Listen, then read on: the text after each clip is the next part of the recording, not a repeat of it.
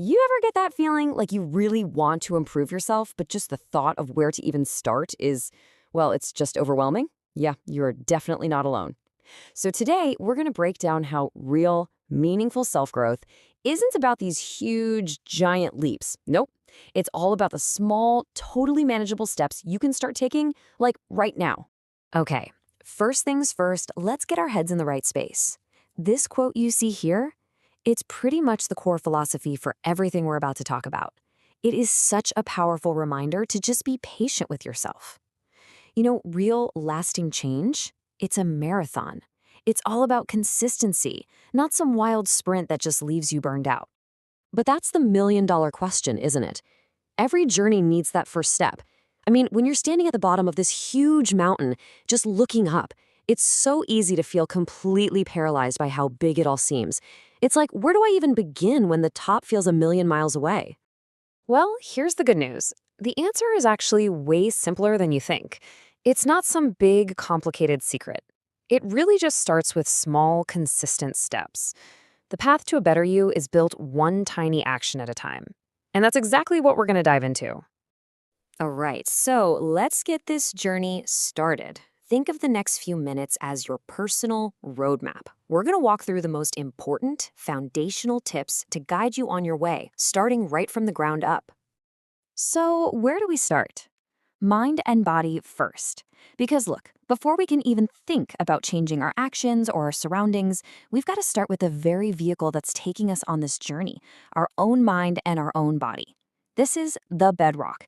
Everything else is built right on top of this. And our first stop is building mental clarity.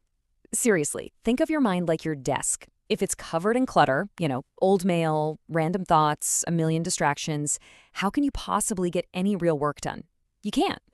Growth absolutely requires focus, and you just can't have focus without a clear mind. So how do we get that clarity? Well, you could try journaling your thoughts. It's like a brain dump. It gets everything out of your head and onto paper so you can actually look at it. Meditation, that's like taking your focus to the gym. It literally trains it like a muscle. And then there's limiting distractions. And yeah, I'm talking about putting the phone away. You got to create that quiet space to think. All right, now for the other half of that foundation, taking care of your body. Because let's be real, it is impossible to have a sharp, focused, energetic mind if your body is just running on empty. Your physical health is the fuel for your brain. It directly impacts your mental game and your ability to make any change at all. And listen, these three things you see here, they aren't just nice to have, they're completely non-negotiable. Regular exercise, it boosts your mood, it boosts your brain function. Good sleep, that's literally when your brain hits the reset button and locks in what you've learned. And healthy food, well, that's the high-octane fuel your whole system needs. Get these basics right, and trust me, everything else gets so much easier.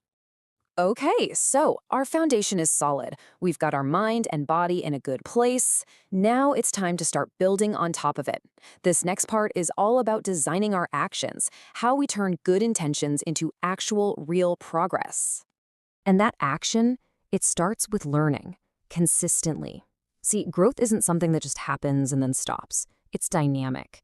You have to keep feeding your mind with new skills, new knowledge. It's the engine that drives your development. I mean, think about it. How can you become a better you if you're not expanding what you know and what you're capable of doing? Now, this doesn't mean you have to go enroll in a dozen different courses. It's all about practical, everyday habits. Read a little bit every day, even just a few pages. Pick one skill and really focus on it until you get good, instead of trying to do 10 things at once. And here's the most important part. You have to apply what you learn, because knowledge that just sits in your head, that's not growth, that's just trivia. Remember that overwhelming feeling we talked about? Well, here's how you beat it. You set clear, small goals. The real secret to hitting those big, ambitious targets is to stop staring at the finish line. Instead, you focus on setting tiny, almost ridiculously achievable goals that move you in the right direction. And the process is super simple. You take a huge goal, right? Let's say writing a book, and you break it down into the smallest possible step. Not write a chapter, more like write one paragraph. Or run a marathon becomes put on my running shoes and go for 5 minutes. Then you track it. Every little check mark is a win. It builds momentum, and suddenly the journey feels exciting, not scary. All right, so you've got the right mindset, you've got an action plan, but here's the thing. None of us live in a bubble. The world around you, we're talking people, places, the whole nine yards, it plays a huge role in whether you succeed or fail. So let's talk about shaping your world. This is all about upgrading your environment. You have to become the architect of your own world. Your surroundings should be like a tailwind, pushing you forward, not a headwind you're constantly fighting against. And the cool thing is, this is a choice you can actively make.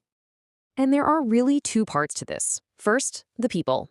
You gotta surround yourself with positive people who lift you up and inspire you, not the ones who drain your battery. Second, your physical space. Just keeping your space clean and organized, it works wonders. It reduces mental clutter and makes it so much easier to think clearly and just get stuff done. Okay, so we've built the foundation. We've designed our actions. We've shaped our world. But what about those days when you just don't feel like it? We all have them, right? This brings us to the final, and honestly, maybe the most crucial piece of the puzzle, the engine that keeps you going. And here it is, the secret sauce for long-term growth. It's all about discipline over motivation. Why? It's simple. Motivation is a feeling, and feelings, they come and go. One day you're on top of the world, the next, not so much. But discipline, that's a system. That's something you can rely on day in and day out. Think about it like this.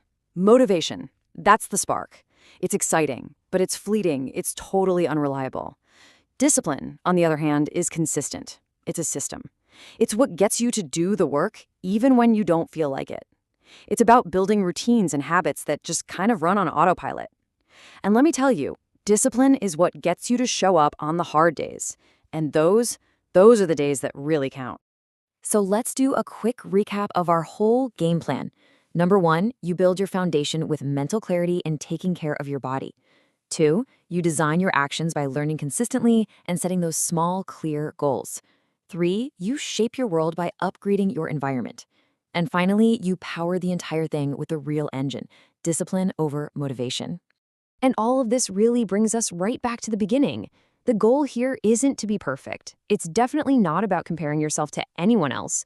The only thing that matters, the only goal is this. Just be a little bit better than you were yesterday. That's it. That is the whole game.